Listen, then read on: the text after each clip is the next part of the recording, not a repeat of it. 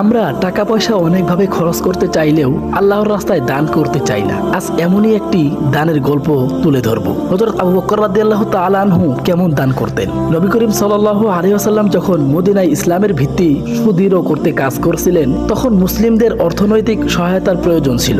একবার নবী করিম সাল্লাল্লাহু আলাইহি ওয়াসাল্লাম সাহাবীদের কাছে দান করার আহ্বান জানান, যাতে তারা যুদ্ধের প্রস্তুতির জন্য প্রয়োজনীয় সরঞ্জাম কিনতে পারেন। আবু বকর রাদিয়াল্লাহু তাআলা আনহু ছিলেন একজন সমৃদ্ধ ব্যবসায়ী, যিনি তার সমস্ত সম্পদ ইসলামের জন্য উৎসর্গ করতে কখনো দ্বিধা করেননি। তিনি সেদিন তার সমস্ত সম্পদ নিয়ে নবী সাল্লাল্লাহু আলাইহি ওয়াসাল্লামের কাছে উপস্থিত হন এবং তা দান করেন। নবী করিম সাল্লাল্লাহু আলাইহি ওয়াসাল্লাম জিজ্ঞাসা করলেন, তুমি নিজের পরিবারের জন্য কি রেখে এসেছো? আবু বকর রাদিয়াল্লাহু তাআলা আনহু উত্তর দিলেন, আমি তাদের জন্য আল্লাহ এবং তার রাসূলকে রেখে এসেছি।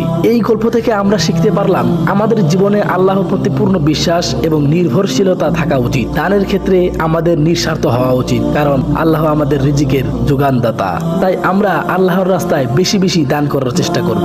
আল্লাহ আমাদের তৌফিক দান করুন, আমিন।